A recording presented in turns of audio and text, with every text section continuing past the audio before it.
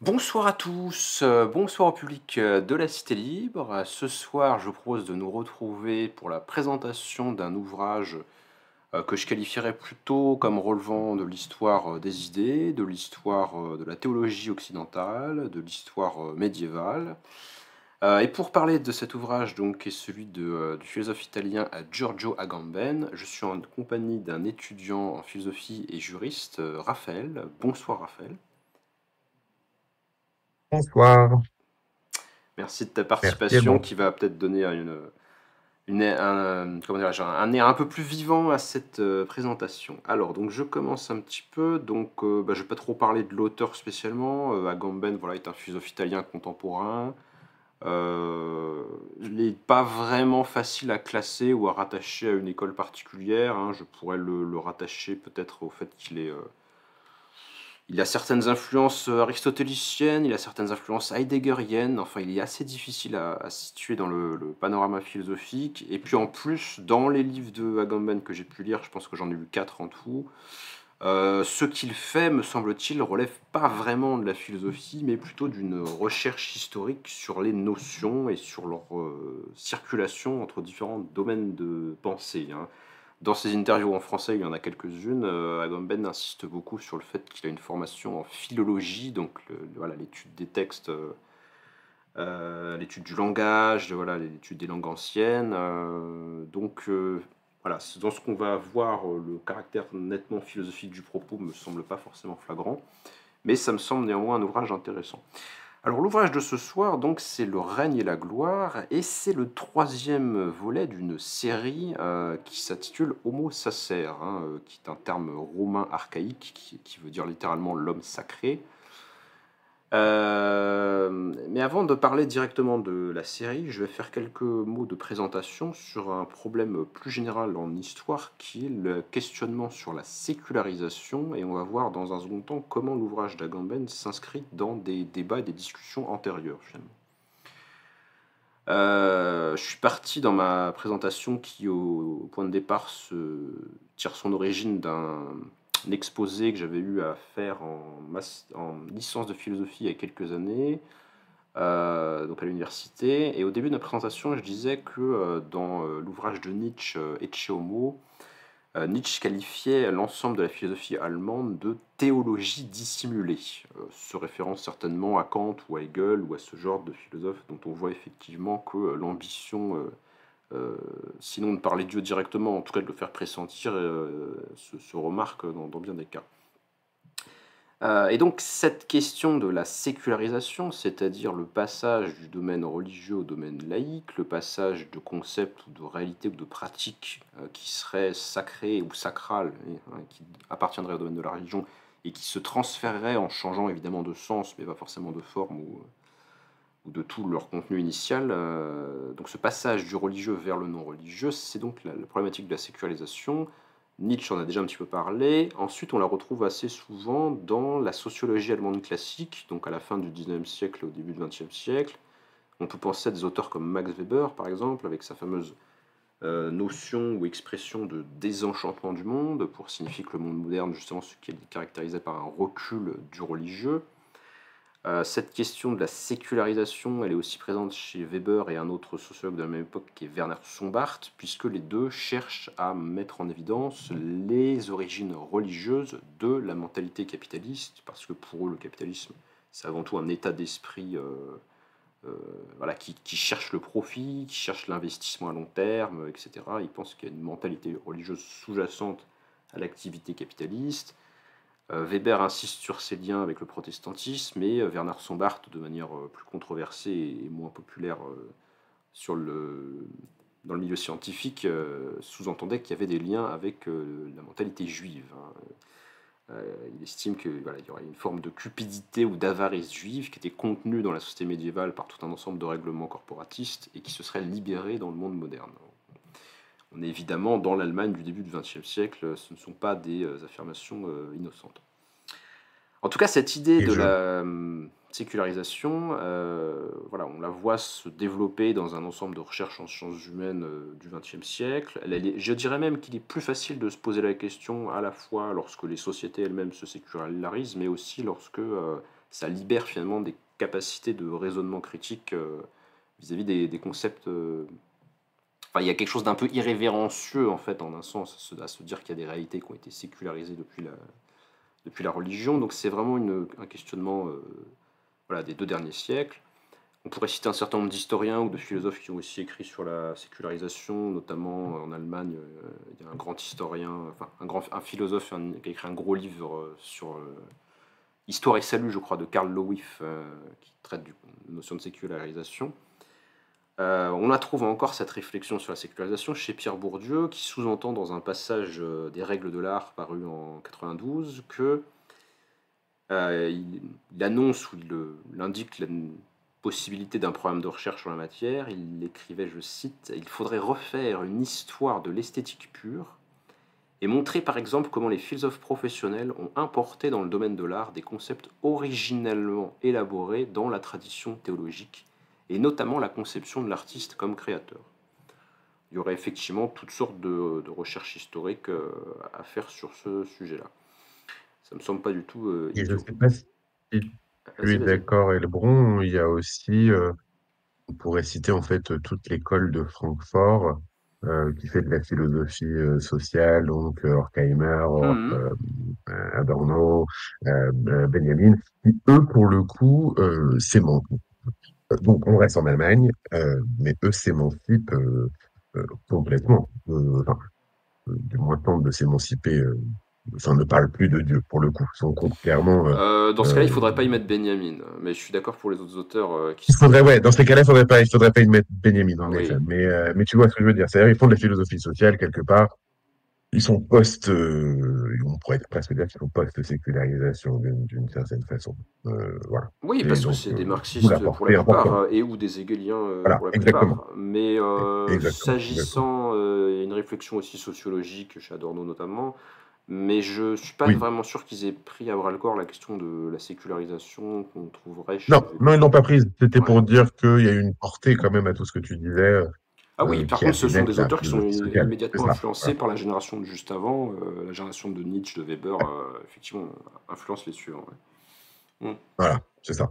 Alors Voilà. j'en viens à un autre Exactement. auteur qui est de la même époque que les Paul de Francfort, donc on est dans l'entre-deux-guerres allemande, qui lui aussi a développé des idées marquantes sur la question de la sécularisation des notions, plus exactement la sécularisation des concepts politiques. Ça nous amène à Carl Schmitt. Carl Schmitt, juriste allemand, de droite autoritaire, on va dire, pendant une bonne partie des années 20 et des années 30, et qui ensuite sera un membre du parti nazi, comme on le sait.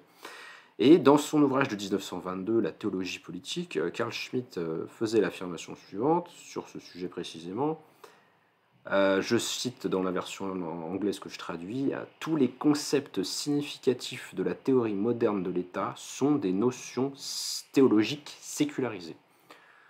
Et un peu plus loin, il y a cette formule fameuse: l'exception dans la jurisprudence est analogue au miracle en théologie.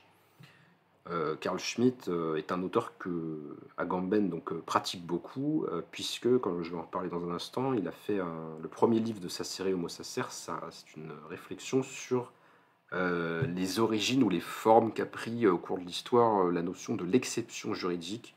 On pourrait citer d'autres auteurs encore plus anciens. Théodore Reinhardt, un juriste français, est la source de Carl Schmitt lui-même pour réfléchir à cette question.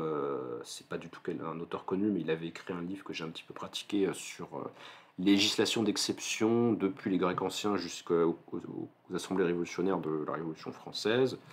C'est l'une des sources de Carl Schmitt dans ses écrits sur voilà, l'exception en droit, la suspension de la loi, etc. Bon, en tout cas, ce qui nous intéresse pour la question de la sécularisation, c'est cette affirmation de l'idée que voilà, la politique et la théologie étaient intimement mêlées dans les temps passés, et les concepts modernes de l'État, notamment de manière centrale chez Carl Schmitt, le concept de souveraineté, sont des notions d'origine religieuse qui ont été transférées dans le domaine juridique par le fait tout simplement que les juristes de ces siècles-là, de l'époque moderne, comme Baudin, etc., étaient évidemment eux-mêmes des théologiens ou des gens férus de théologie, puisque ça faisait partie des disciplines universitaires de leurs époques.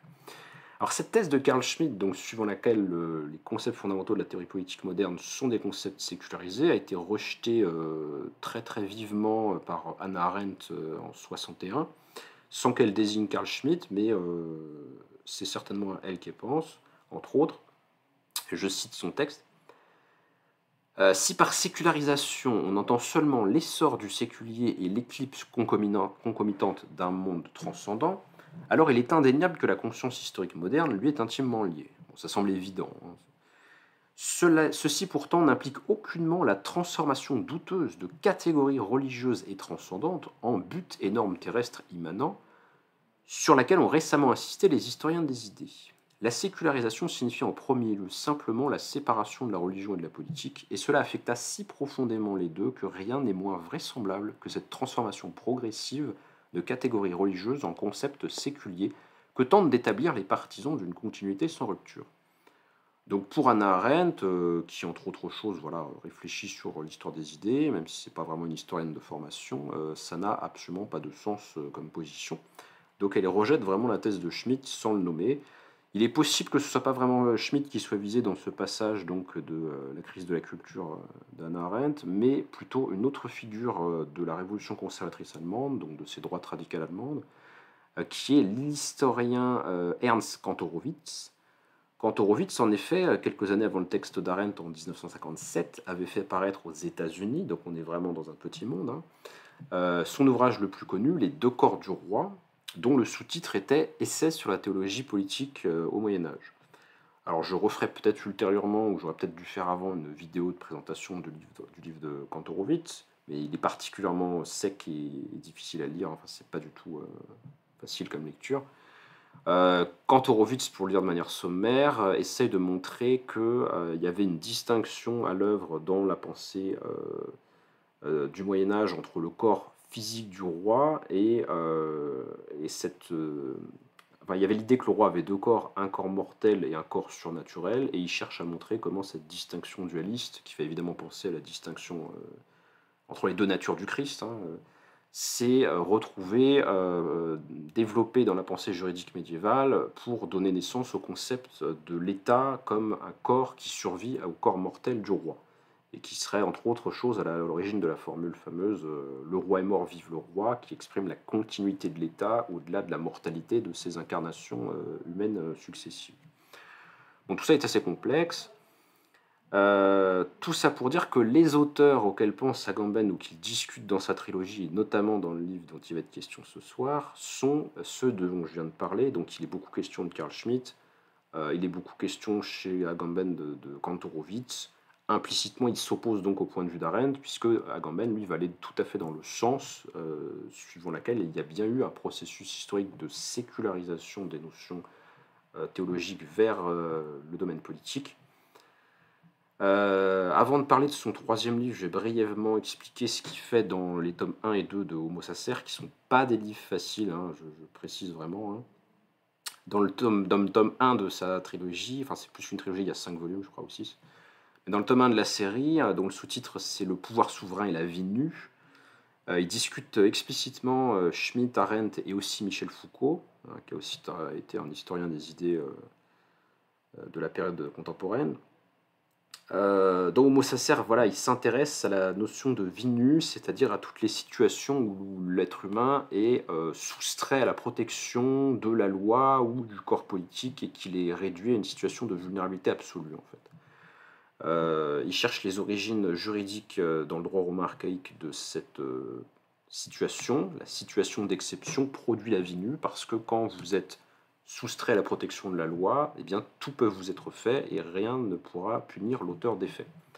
La notion d'homo sacer est une notion du droit romain archaïque qui, selon Agamben, signifiait qu'un individu était sacré au sens où il ne pouvait ni être l'objet d'un sacrifice religieux, ni être couvert par la protection de la loi, ce qui permettait à n'importe qui de tuer la personne déclarée sacrée. Donc c'est une espèce de condamnation juridique qui ressemble un peu à une malédiction, puisque le coupable, la personne visée par cette décision est impie ou maudite sur le plan religieux et tuable sur le plan juridique puisqu'elle n'est plus couverte par la loi. Et à partir de là, dans son deuxième livre notamment, État d'exception, qui est la continuation de cette enquête historique, il analyse un certain nombre de figures que peut prendre l'exception au cours de l'histoire. Agamben, en se référant à Foucault, explique que ce qu'il cherche dans l'histoire, ce sont des paradigmes, c'est-à-dire non pas des idées proprement dites, mais en quelque sorte des formes ou des configurations, comment des choses différentes sont l'expression d'une même disposition fondamentale. Donc, s'agissant de l'exception, l'exception, ça peut être l'homme sacré du droit romain archaïque, ça peut être la figure du camp de concentration, auquel il écrit beaucoup, hein, c'est un philosophe juif italien, je le précise. C'est le troisième ou quatrième tome de... Enfin, c'est l'un des tomes de la série, voilà, qui est consacré spécifiquement à Auschwitz, ou à la figure du camp, en fait, comme figure de territoire d'exception, un territoire où le droit ne s'applique plus. On pourrait penser alors, il y a les camps de concentration nazis, mais en fait, la figure du camp, elle est apparue auparavant, puisque à l'époque moderne, les premiers camps de rétention de population sont en fait contemporains d'une innovation technique qui est le fil barbelé, et ils sont apparus dans un contexte de lutte contre la guérilla à Cuba, je crois, durant la guerre américano-hispanique de 1898. Donc c'est ce qui permet de mettre des populations dans une zone de non-droit, hein, comme on dit. Il y a la figure du camp, plus proche de nous dans le temps, il y aurait les figures des zones de transit dans les aéroports ou dans les ports, les zones où on ne sait plus très bien quel est le droit de quel État qui s'applique. Il y avait un film comme ça, dont j'ai oublié le nom, sur un personnage qui était bloqué pendant 20 ans dans un aéroport dans la zone internationale et qui ne pouvait pas sortir parce que les États du coin auraient pu lui nuire. Enfin, donc les moments ou les zones où l'individu n'est plus couvert par le droit et la vulnérabilité à laquelle il s'expose le cas échéant. Voilà, très brièvement résumé les tomes 1 et 2 de la série Homo Sacer. Et on va maintenant parler du troisième tome, qui là aussi est une recherche de paradigme, mais il n'est plus vraiment question de l'exception, de la situation de mise en dehors du droit, qui était le centre des deux premiers, sans que cette transition soit très clairement explicitée. Donc le troisième tome de la série s'intitule Le règne et la gloire, qui fait évidemment penser au paternoster, je crois, enfin en tout cas il y a une prière chrétienne qui utilise cette formule, car c'est à toi qu'appartiennent la puissance, le règne et la gloire. Et dans Le règne et la gloire, là on a comme sous-titre pour une généalogie théologique de l'économie et du gouvernement.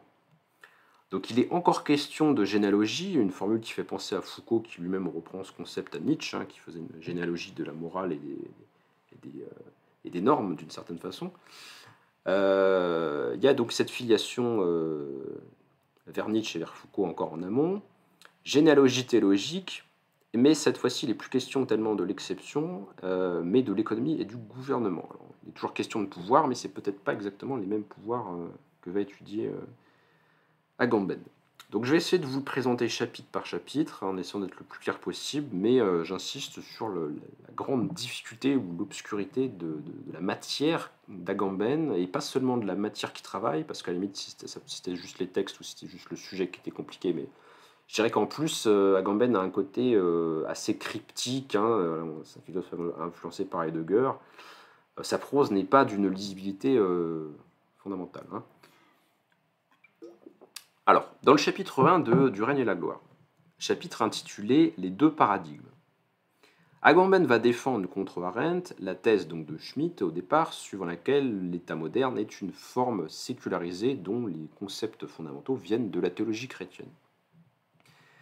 Mais il ne se contente pas de dire Schmitt avait raison, l'État moderne c'est la souveraineté de Dieu sécularisée. Il veut faire émerger en fait à côté du paradigme schmittien, c'est-à-dire celui de l'État moderne souverain comme sécularisation de la notion de Dieu souverain, un autre paradigme. En fait, il y a deux paradigmes fondamentaux qui se sont créés à partir de la théologie chrétienne. Et ce que veut montrer Agamben dans ce livre, c'est qu'il n'y a pas seulement celui qu'avait vu Schmitt, c'est-à-dire l'État souverain de l'époque moderne, de Hobbes, de Baudin. Il y a un autre paradigme qui s'est constitué à côté, alors je lis un petit peu son texte. La théologie chrétienne a donné naissance à deux paradigmes politiques au sens large. Paradigmes antinomiques, mais qui ont fonctionné de manière connexe.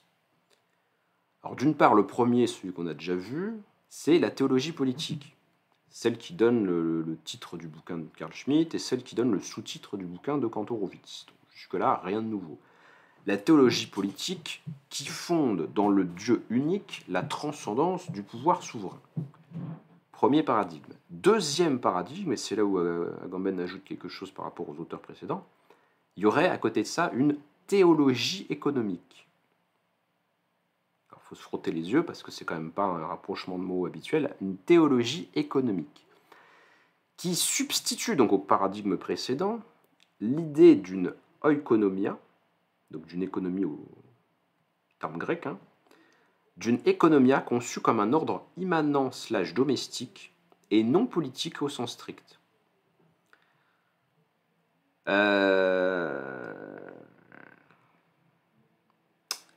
Donc, qui substitue l'idée d'un ordre immanent et non politique à la vie humaine et à la vie divine. Du premier paradigme dérive la philosophie politique et la théorie moderne de la souveraineté. Du second paradigme dérive la biopolitique moderne. Et là, on voit le rapprochement avec Foucault, puisque la notion de biopolitique vient de Foucault à la base, et a désigné très sommairement l'idée que les États modernes, non contents d'administrer la mort à leurs ennemis et de chercher à être obéis tout simplement, avec des fonctions de défense et de sécurité, j'allais dire régaliennes ou à la Hobbes, si vous voulez, non content de faire ça, Foucault cherche à montrer, dans ses travaux au Collège de France des années 70, que l'État n'est pas simplement castrateur, inhibiteur et répressif, mais qu'il est aussi producteur. L'État façonne les individus, les psychés, les consciences, les comportements. L'État est disciplinaire, pour le dire de façon foucaldienne. Et ça mène dans l'époque moderne des politiques de santé publique, des politiques de recensement des populations, des politiques qui vont essayer de travailler la matière du corps social pour le rendre productif, car un État qui travaille son économie devient un État puissant et riche. Donc il y a une productivité du pouvoir qui caractérise la pensée moderne, notamment d'ailleurs avec l'économie politique, qui se développe entre le XVIe et le XVIIIe siècle avec Adam Smith. Qui n'existait pas dans la pensée médiévale ou antique, ou très marginalement. En tout cas, qui n'était pas l'économie l'économie dans les traités, les rares traités d'économie médiévale ou antique. L'économie, c'est soit une science domestique, soit éventuellement une science de la bonne gouvernance, mais dans un esprit de justice plutôt que d'enrichissement ou d'affirmation de la puissance de l'État, qui n'existe pas vraiment d'ailleurs. Bref, donc un autre paradigme qui s'est développé dans la modernité, et la biopolitique qu'aurait trouvé Foucault proviendrait en fait ou dériverait d'une autre théologie que la théologie du Dieu souverain, la théologie économique.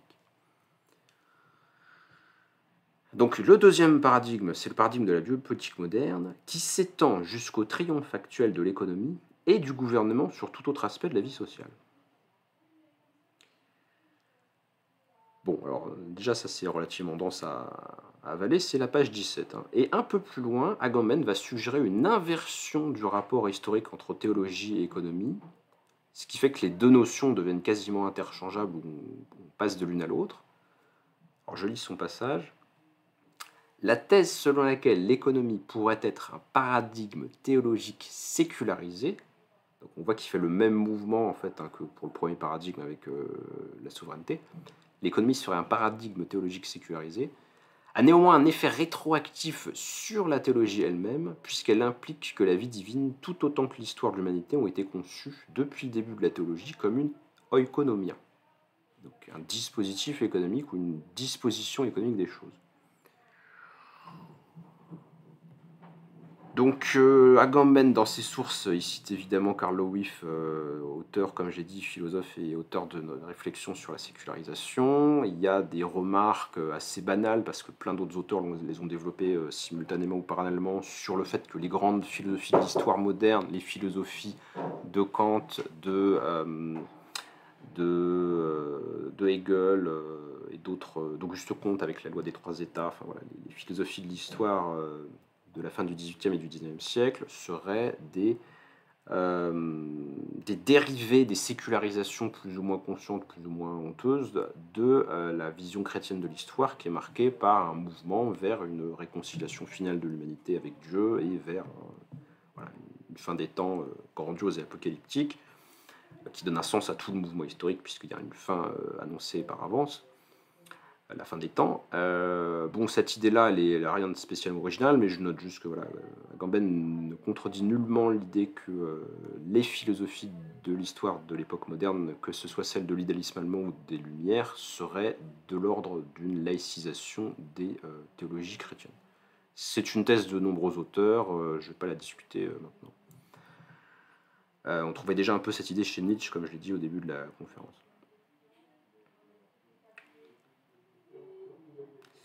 Alors s'agissant du premier paradigme, le paradigme théologico-politique, Agamben, à la suite du théologien allemand Erich Peterson, montre, ou en tout cas affirme, que c'est un paradigme qui provient de la christianisation de la métaphysique aristotélicienne, et plus particulièrement du moteur immobile, principe immatériel et unique du mouvement de l'univers.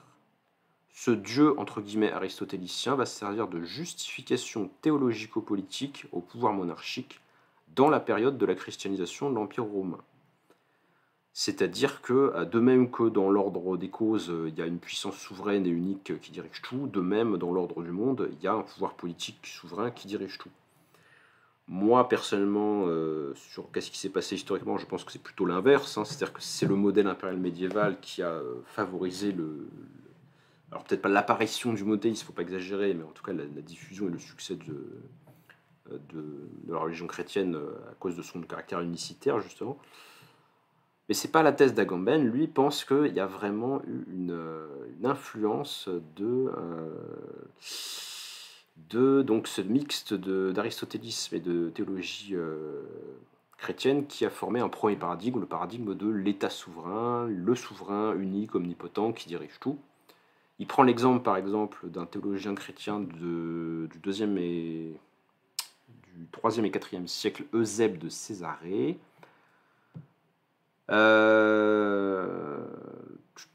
Eusèbe établit une correspondance entre la venue du Christ sur terre en tant que sauveur de toutes les nations et l'instauration par Auguste d'un pouvoir impérial sur toute la terre.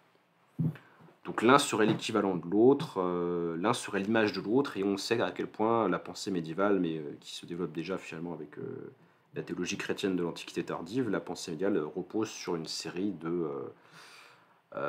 d'analogismes, hein. Le terrestre est à l'image du céleste, et inversement, ça circule constamment avec un jeu de renvoi entre les deux niveaux de réalité.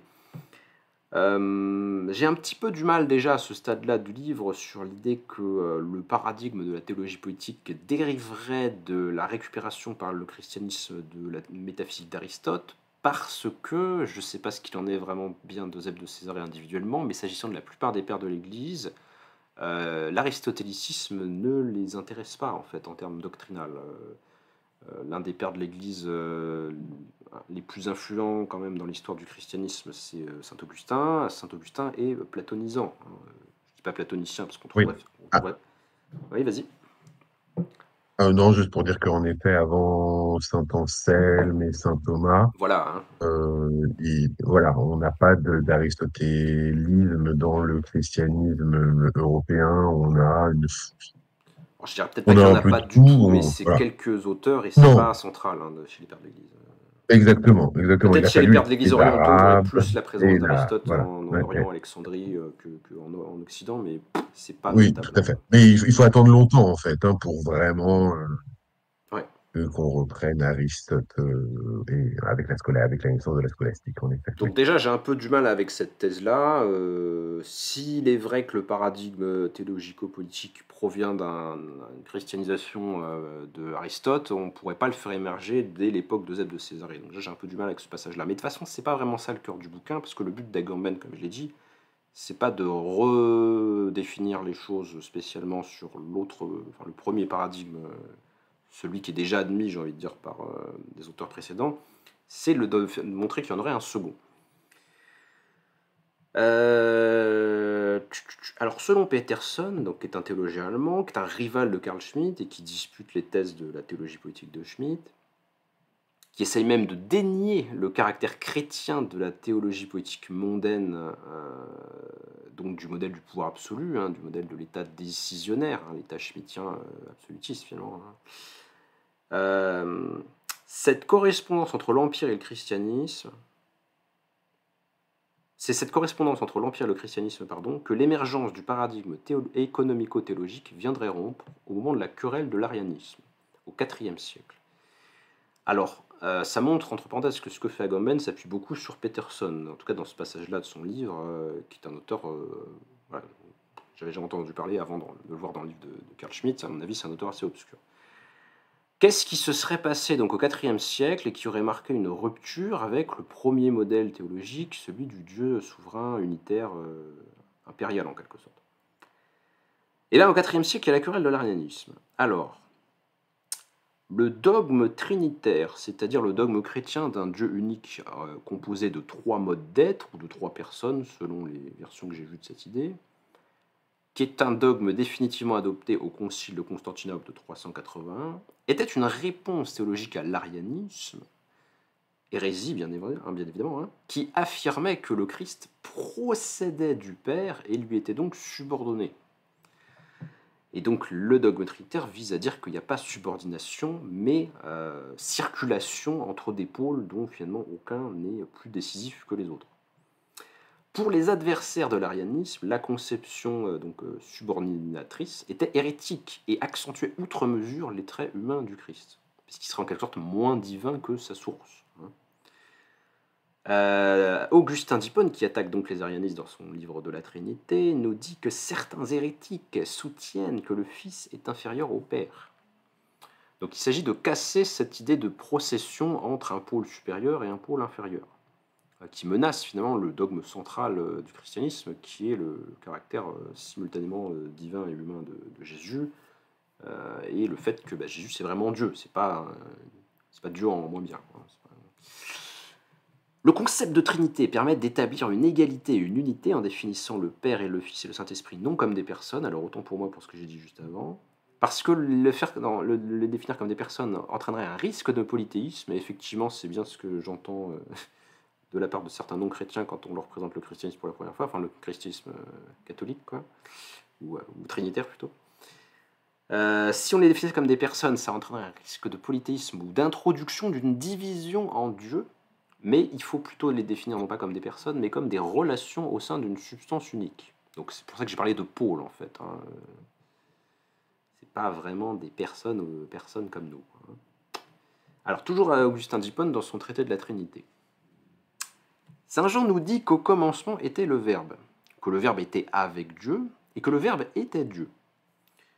Or, on ne peut nier que nous ne reconnaissions en ce Verbe qui est Dieu, le Fils unique de Dieu.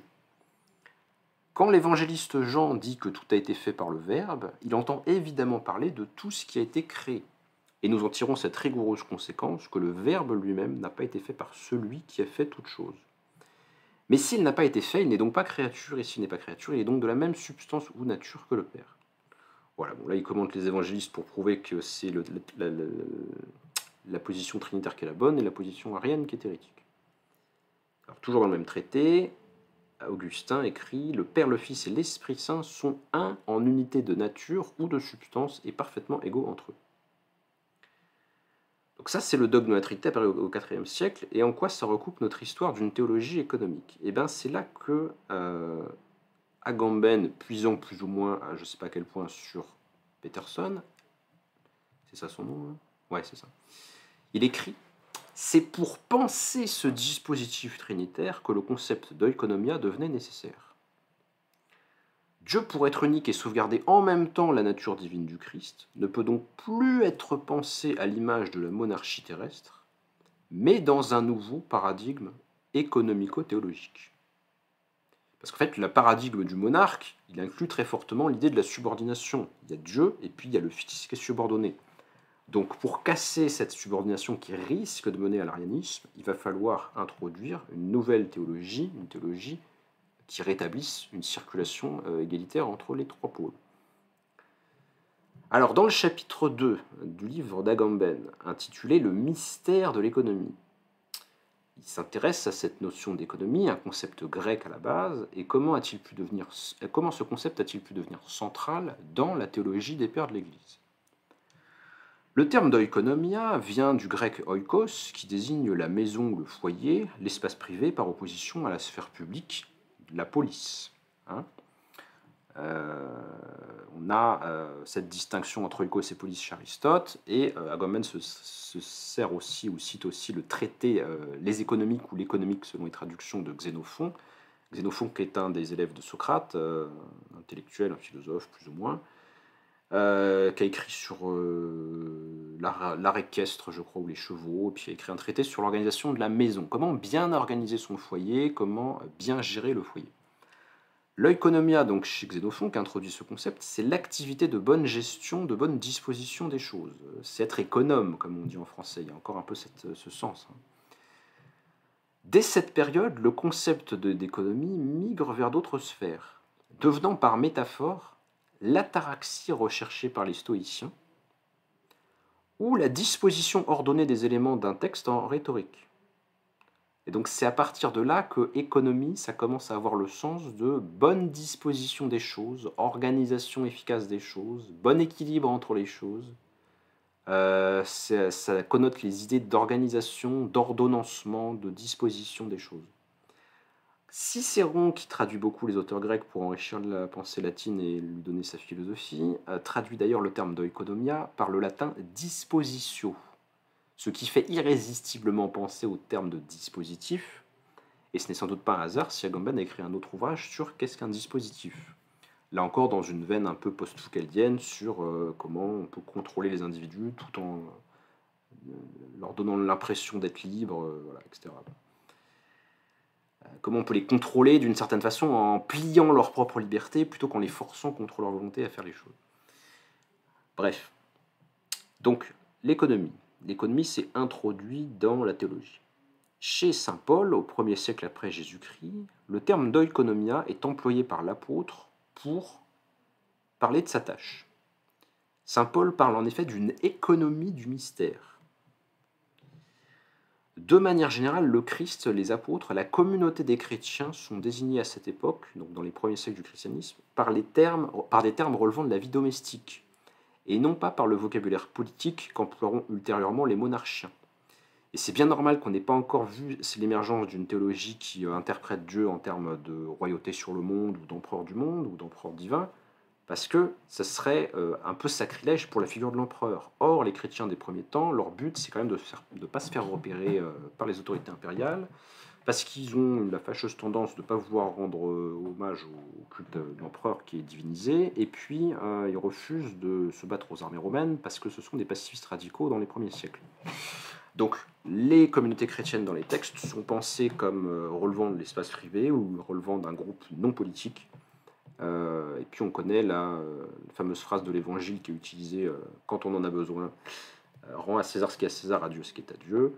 Et on connaît aussi la théologie politique, faut dire même la philosophie politique quasiment, de la pensée politique, disons, de saint Paul, tout pouvoir vient de Dieu, qui est un peu le fondateur de la théologie de l'obéissance passive.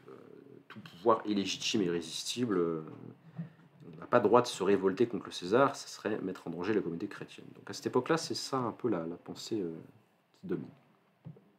Je le précise juste après. Cette prudence terminologique, donc penser la communauté des chrétiens comme une économie ou comme un espace domestique plutôt que comme une monarchie ou un pouvoir politique, cette prudence s'explique en partie par la situation marginale et persécutée de la communauté chrétienne dans l'Empire romain à cette époque du moins.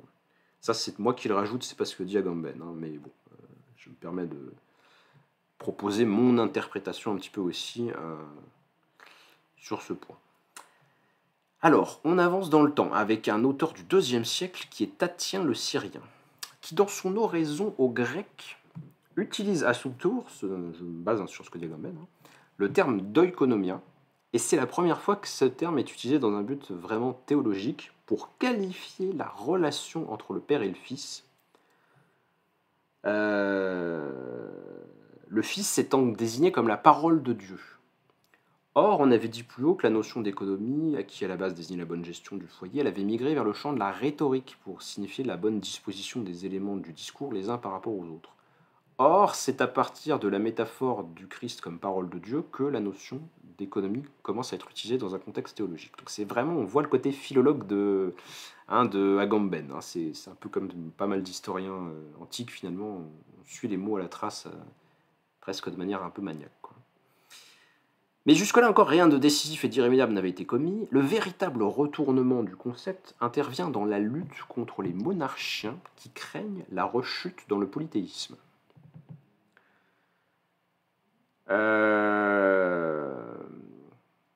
Certainement que les monarchiens, ils insistent sur le caractère vertical et impérial du dieu, justement pour bien montrer qu'il y en a un seul, hein, qu'il ne faut pas dériver vers un polythéisme. Contre le paradigme de la théologie politique, Hippolyte et Tertullien, donc d'autres pères de l'Église, affirment le dogme trinitaire et inversent la formule paulinienne de l'économie du mystère en mystère de l'économie.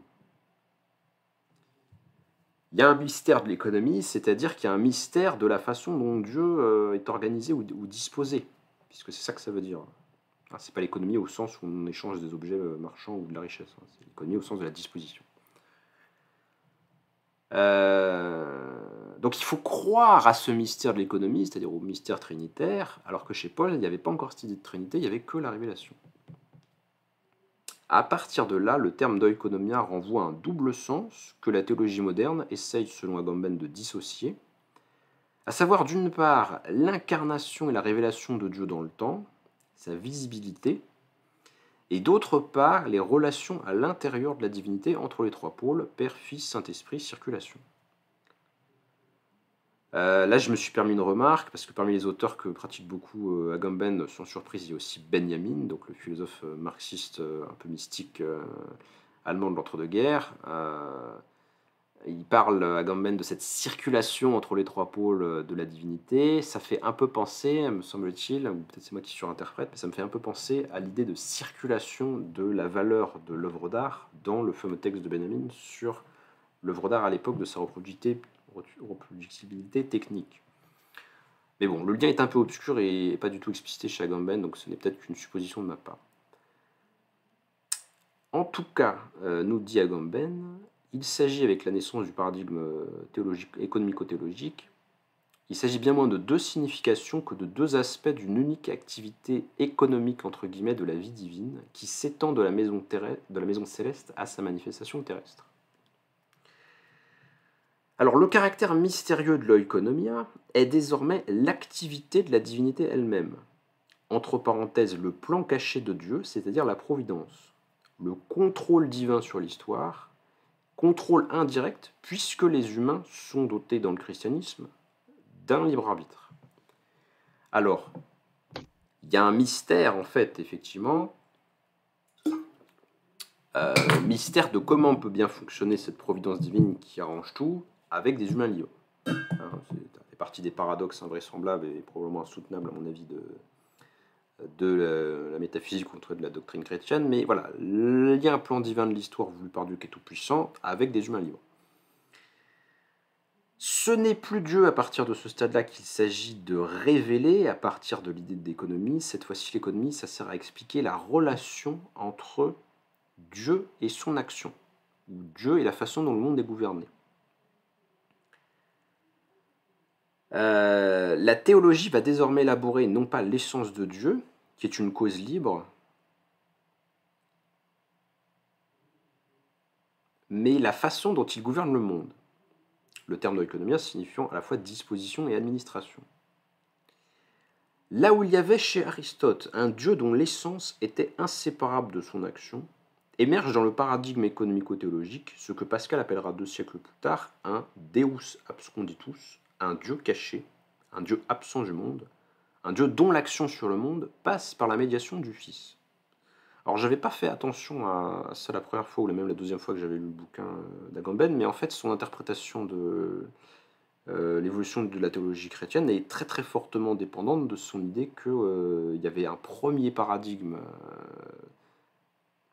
le paradigme de la souveraineté, le paradigme de la théologie politique, qui serait de type aristotélicien et qui aurait été renversé à partir du IVe siècle et de la crise de l'arianisme. Ça me semble assez bancal d'un point de vue factuel. Enfin, je ne suis pas vraiment convaincu par ça, hein, mais c'est ça sa thèse.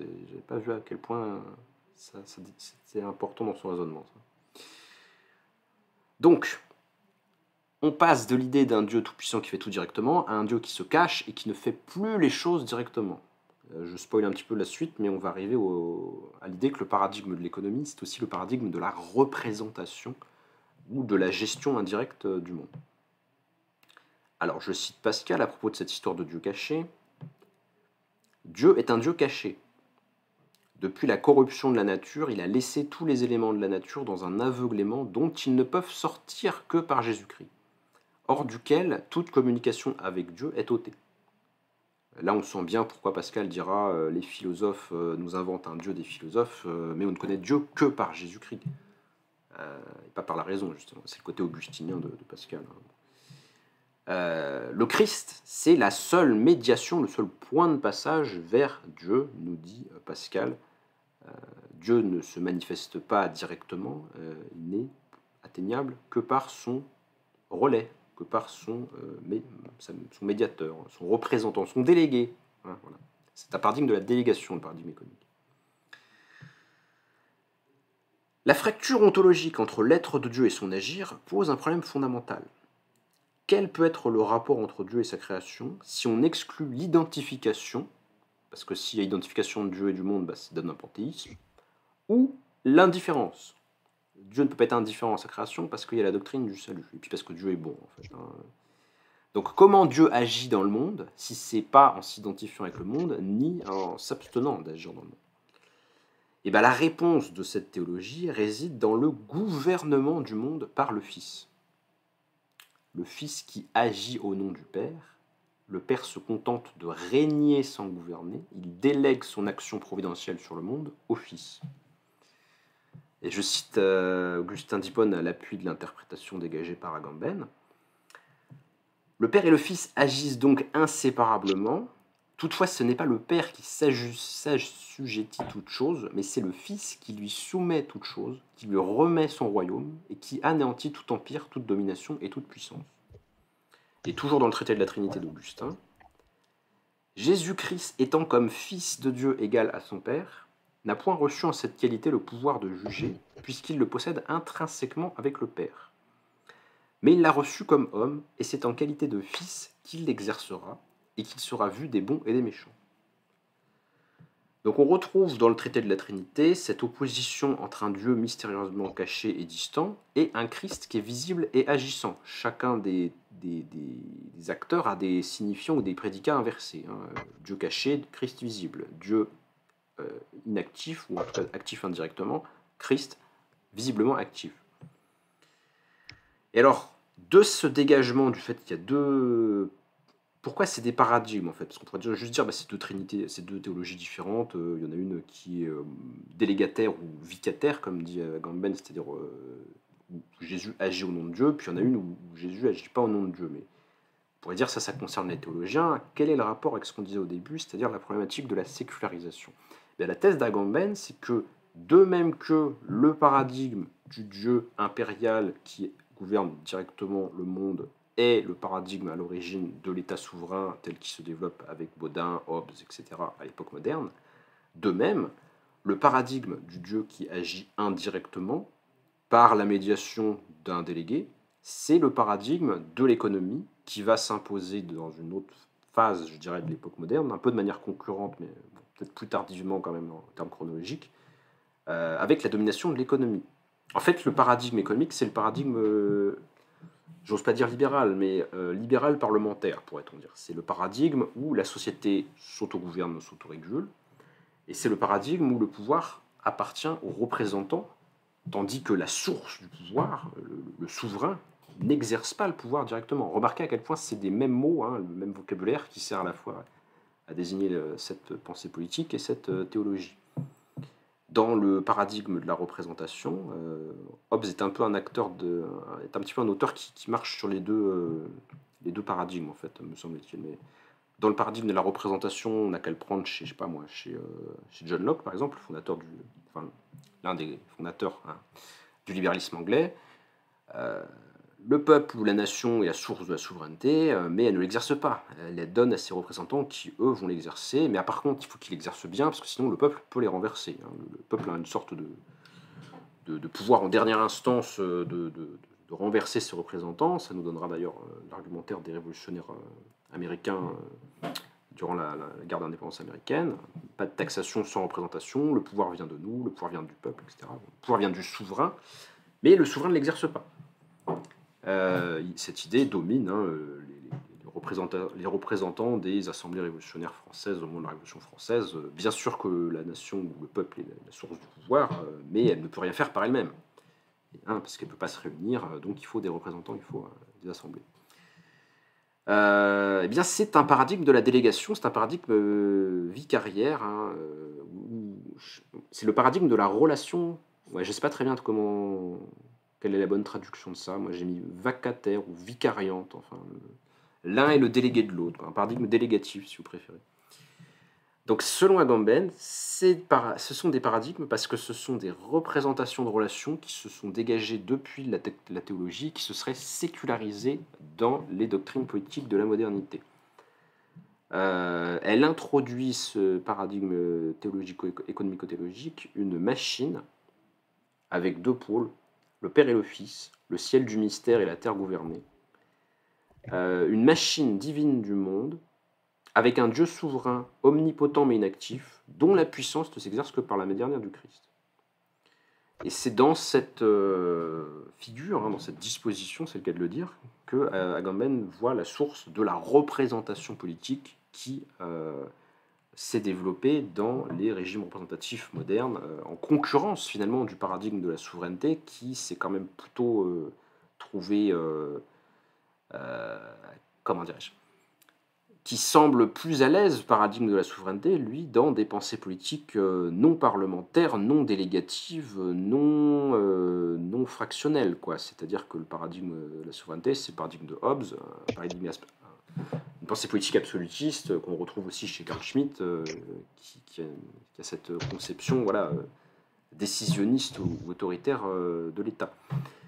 Il y aurait donc cette concurrence en fait entre deux façons d'organiser le pouvoir possible qui serait l'expression lointaine de deux théologies concurrentes, en tout cas d'éléments théologiques divergents.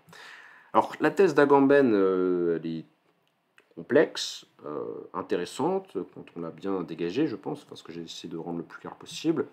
Moi, ce qui me pose fortement problème, au-delà de l'admiration qu'on pourrait avoir pour l'effort intellectuel de formaliser une telle idée, c'est l'administration de la preuve sur le plan de la science historique.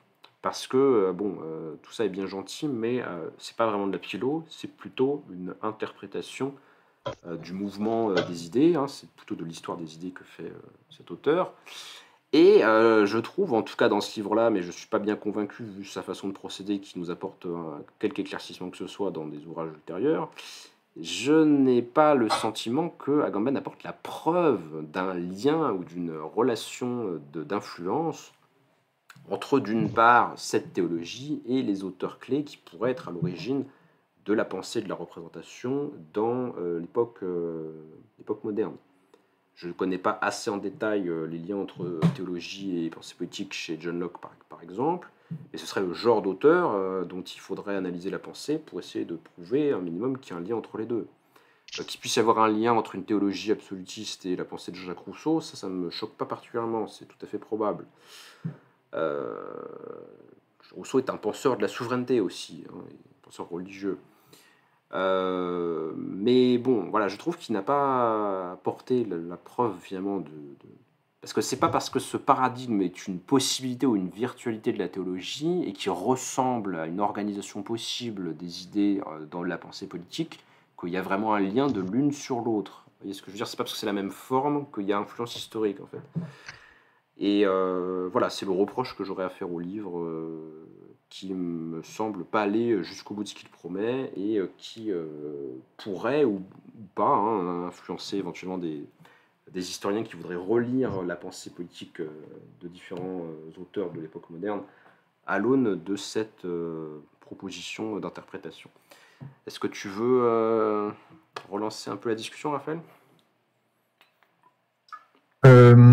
Alors, je n'avais pas lu Agamben et ceci, à la fois, ça m'a donné envie de le lire parce que je trouve quand même pertinente la distinction et en même temps entre donc théologie politique et théologie économique. Hmm. C'est ça, c'est comme ça que tu... Ouais. Enfin, lui, il Euh, inverse les termes pour bien mais- montrer que c'est pas pareil. Il dit plutôt économie de. voilà, Voilà. oui, oui, oui, oui. Mais bon, hein, c'est Mais là où je concentré. suis d'accord avec, là où je suis d'accord avec toi, c'est que ça manque d'articule. Enfin, d'une part, hein, peut-être le manque de sources historiques hein, dont tu parlais. Alors, je suis pas historien, donc je peux pas en parler. Je suis juriste Bah, c'est pas sur de les siècles du philosophie. Moyen-Âge ou antique où ça manque de sources, parce que là, au contraire, C'est ça qui manque un il peu. exhume des sources, mais c'est est-ce que plus tard ça a une influence? Ça, il va pas jusqu'au bout, en fait, je trouve.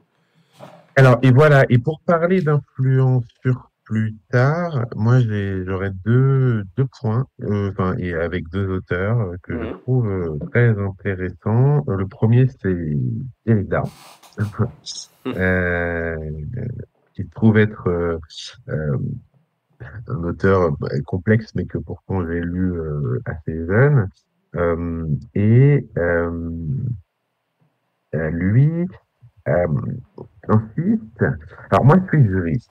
Tu vois, Schmitt, Mhm. il parle de l'exception comme zone de non-droit, on va dire. C'est l'exception pour un juriste, c'est l'exception au sens de, euh, tu vois, dans la Constitution, les articles qui disent si c'est la Oui, guerre, les le pleins président pouvoirs, de la oui, pas République, d'exception. voilà, voilà, les pleins pouvoirs. C'est ce type d'exception-là. Or, dans le travail d'un juriste de tous les jours, l'exception, en réalité, c'est une règle au même titre qu'une autre. C'est-à-dire que il y a une disposition qui va dire on peut déroger à la règle de principe. On a une règle d'exception, une règle de principe, si, en général, la définition de la Oui, règle c'est juste une d'exception, précision c'est des le fait de... conditions d'application de la loi, en fait. Exactement, c'est en fait, la définition, c'est de soutirer certains faits à l'empire de la règle de Mhm. principe, quoi, en fait. Souvent, c'est des faits qui sont soutirés. Voilà, c'est là, Et c'est pas des personnes. soustractif, quoi. C'est ça. Et Derrida, finalement, je réalise hein, en t'écoutant qu'il tient, notamment dans un petit texte qu'il a écrit qui est super intéressant, qui s'appelle Le Pardon où, mais il y a d'autres endroits où il en parle, où il montre comment finalement, via le droit international public, le, le, le, le, le, le christianisme et le christianisme sécularisé s'est imposé au monde entier. On a essayé de l'imposer au monde entier, en tout cas. Euh, eh bien, qu'il faut faire attention à ne pas confondre euh, par exemple, le pardon, hein, le grand pardon divin, et l'exception précisément, l'exception qui n'est que juridique. C'est-à-dire qui n'est que, voilà, on fait exception à ceci, cela, et qu'il y a une confusion qui est entretenue, qui finalement est assez théologico-politique.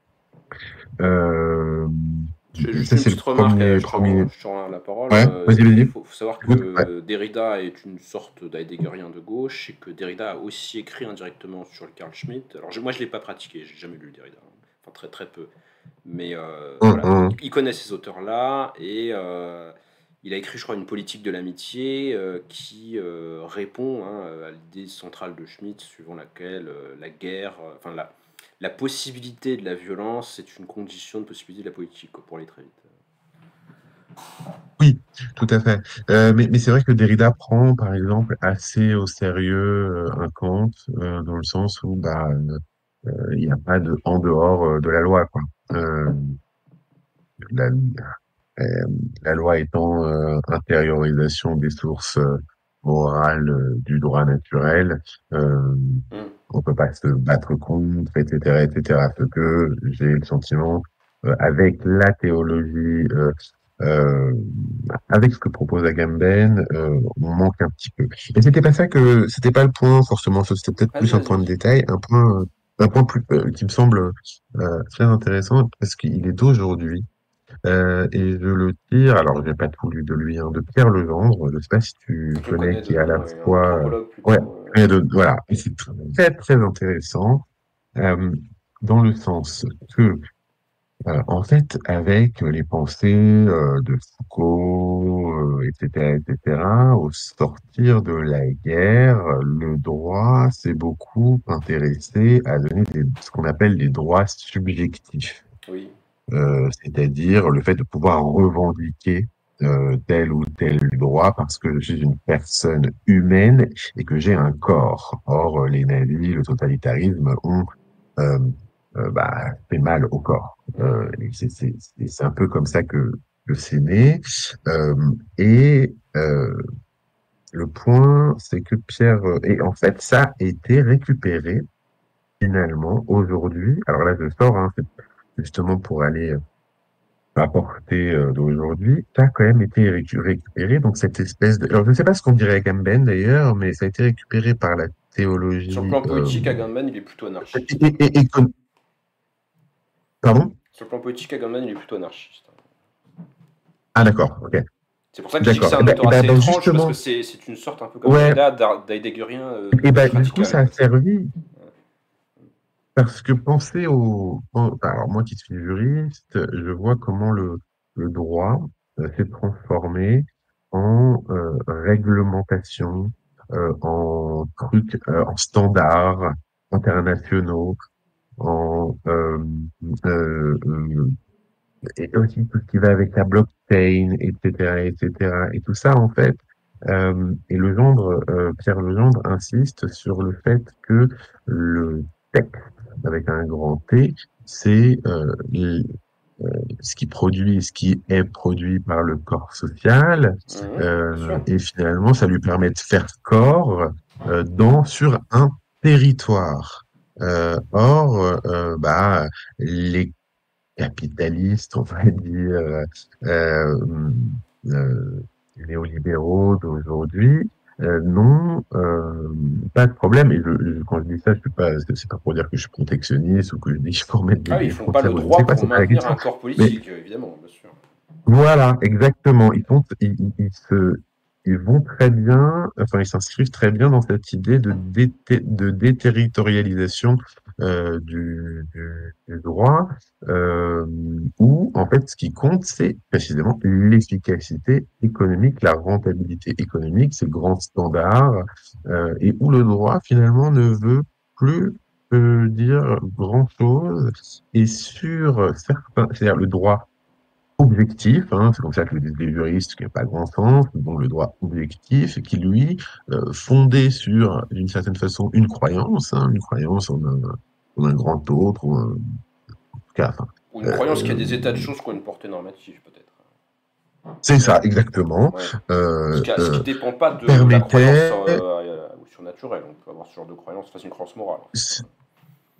exactement, et permettait finalement une cohérence qui ne va pas bien aux multinationales d'aujourd'hui, qui préfèrent pouvoir avoir des standards et des choses pas trop normatives et qui qu'elles peuvent appliquer dans n'importe quel pays parce que finalement, elles disent qu'elles sont contraignantes, que ces standards non normatifs sont contraignants, mais en réalité, ça les arrange tout à fait parce que ils sont conçus pour ne pas trop embêter la rentabilité et en plus ils sont très difficiles à rendre normatifs, c'est-à-dire à être sanctionnés tout simplement sur un territoire et ce problème se retrouve. Voilà, c'était les deux petits points qui ne sont pas des donc voilà, c'était juste pour voir le deuxième point est pour voir la portée euh, d'Agamben et tu me dis qu'il était, comment tu dis, anarchiste Oh, plutôt? c'est pas revendiqué Bah, explicitement, mais on va dire, ouais. il y a une lignée avec Foucault, il cite aussi à l'occasion Deleuze, enfin il y a une lignée d'auteurs français D'une certaine assez façon, anarchisants, quoi. Le problème, c'est le pouvoir, quoi. Le pouvoir est dangereux, ouais, voilà, globalement, quoi. je comprends. Et ben finalement, ça a été quand même un petit peu repris. Enfin, on peut voir une filiation avec ce qui se passe aujourd'hui dans en fait, à quel point les multinationales, peut-être on peut dire vite, s'émancipent très facilement des droits, des différents droits nationaux. Voilà. Bah écoute, je te remercie pour ta Je sais pas participation, si puis j'ai ça été nous clair. servira de conclusion et d'ouverture. J'espère que cette présentation vous aura intéressé. Je vous invite, chers auditeurs, à nous rejoindre sur notre serveur Discord de la Cité Libre pour partager vos retours avec nous.